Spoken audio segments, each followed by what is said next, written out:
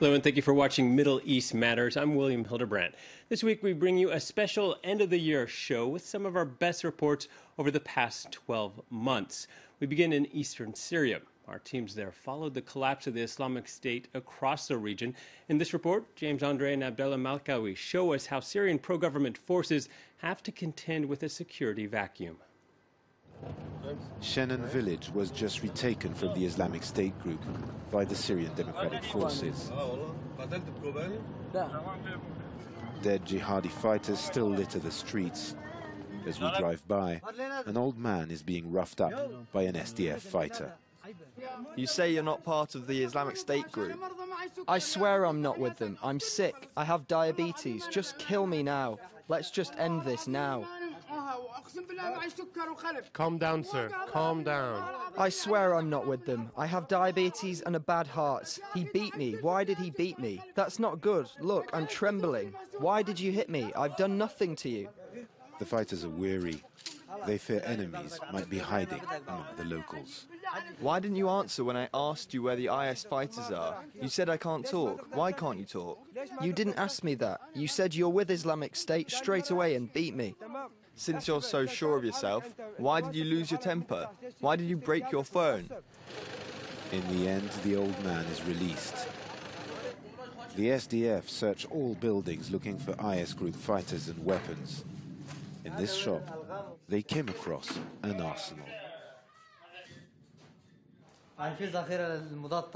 We found 23mm anti-aircraft rounds, 12.7mm bullets, and those are anti-tank rockets. Some fighters have used the search as an opportunity to steal from houses and shops, causing resentment amongst locals. I don't know exactly what's missing. We've been pillaged. I was just in the yard. I was keeping an eye out, but I didn't see anything. In these mostly Arab villages, the SDF is seen as a Kurdish force. On the other hand, the fighters are weary. They're afraid of a potential attack by the Islamic State group. In these conditions, it is difficult to build trust. 4 years ago, several young engineers from Jordan started making 3D prosthetics for war victims. The technology could improve access to prosthetics around the world. Sylvain Lepetit took us to meet the team behind the life-changing project. The MSF hospital in Amman is home to one of the world's most cutting-edge research programs. This little boy was born with a deformed arm. Today, he's at the hospital to try his first prosthetic limb, made with a 3D printer.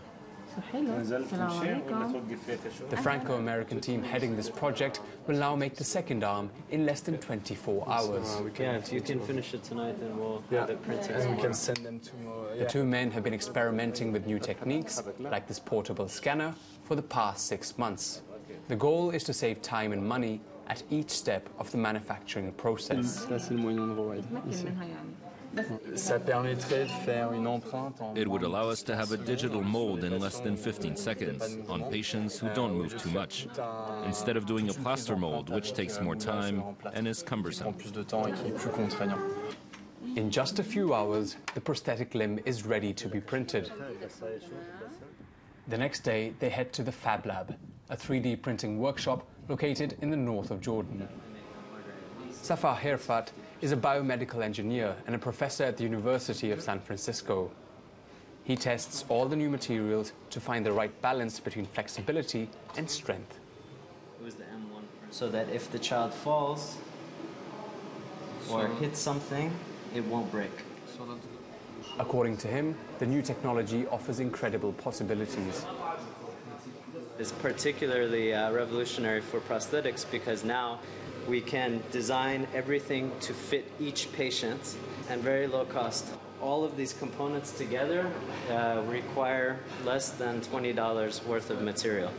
Savings in manufacturing time and cost will directly benefit those who need the limbs the most. This little girl outgrew a conventional prosthetic limb that cost around 2,000 euros. Thanks to the 3D printing technique, she will be able to change her prosthetic limb as her body grows. Yes. It's really good. It helps for everything. To go to school, to get dressed. MSF chose Jordan in order to develop technology that can help improve the living conditions of vulnerable populations. We're looking for prosthetic limbs that are fairly simple, easy to produce and to fix if there's any issue, so that it can match the needs of the regions in which we work. Soon, the team of researchers hopes to create a virtual library to make prosthetic limbs downloadable and printable from anywhere around the globe. Next, another day, another debate about the hijab in Iran, which has been compulsory for women in public since 1979. And as our correspondent Reza Saya noticed this summer, a growing number are refusing to comply, at least while driving. The big question is whether the car is a private space where women can dress more freely. Fariba Abbasi is a makeup artist in Tehran. She does most of her work in the privacy of her own home. And when she goes out in public, she always covers her hair with the hijab. In the Islamic Republic of Iran, that's the law. Ignore the law and you could face fines, even imprisonment. But when inside a car, Abbasi says Iran's hijab law should not apply.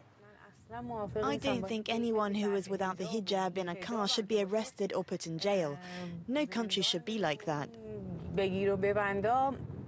Abbasi is among many liberal women in Iran who believe the car, just like one's home, is a private space where authorities have no right to intrude. With Tehran's stifling summer temperatures soaring above 40, the debate over hijabs is heating up too. Whether it's their way of cooling off or making a statement, many women drivers can be seen with hijabs only partially covering their hair. Some dare to go without it. Freedom is the best way. When there's freedom, there are fewer problems. Iran's clerical establishment says there is no debate. In his Friday prayer speech, conservative cleric Ayatollah Ali Mohammadi Kermani said the hijab is a pillar of the Islamic Revolution. He urged authorities to reinforce the hijab law, including inside cars. Iran's laws on the hijab inside cars can seem contradictory. One law says cars are private spaces. Iran's constitution says private spaces must be respected. However, 2 years ago, the parliament passed a bill explicitly declaring cars public spaces. Human rights lawyer Mahmoud Khomshal says it's that one law that legally requires women inside cars to wear the hijab. Since it's the most recent law, it has nullified all previous laws and deemed cars public spaces. The security establishment and the judiciary are using this law to treat cars as public spaces. That's why we see security forces inspect cars without a warrant. Conservative Iranians say the law makes sense. It protects the hijab as a symbol of modesty. I think the hijab doesn't need a special time and place. Those with faith know the hijab is always necessary. It's not just about cars. Two views, one liberal, one conservative, that will likely keep the hijab a source of tension among Iranians. And finally, a bit of culture for you. In November, the Louvre Abu Dhabi finally opened its doors. The multi-million-dollar project took a decade to complete. Our culture team headed to the desert to take a look at their new collection. From the local to the global, it's a universal approach from the get-go. Visitors to the Louvre Abu Dhabi enter the galleries with a map of the Emirates at their feet, before they're taken on a historical voyage through different civilizations via treasures from around the world. We wanted to bring out the universal themes, and so we decided to break down the usual boundaries of a museum. We removed the walls between the different rooms. Once the walls separating them come down, the works of art can really speak. It's the idea of putting objects in relation to each other, so the visitor is looking at the works, and the works are looking at each other. The museum's organized thematically and chronologically, with a series of galleries showing artifacts from prehistoric times to the present day, ancient relics, art from India, China, Ghana and Egypt. There are some 600 pieces in total, half of them on loan from 13 French museums. In the Emirates, art is really important. I think this comes from all the many different nationalities here. Each one brings their own history, their own culture. It's truly a place with shared history and culture. And as well as presenting the past from a new perspective, the museum's firmly rooted in the present. Contemporary artists Jenny Holzer and Giuseppe Panon were tasked with creating site-specific works for the Louvre to sit in harmony within the walls of architect John Nouvel's monumental structure. Well, that's it for this edition of Middle East Matters. You can always catch up with our latest news and shows on Facebook and Twitter. But for now, stay tuned to France 24.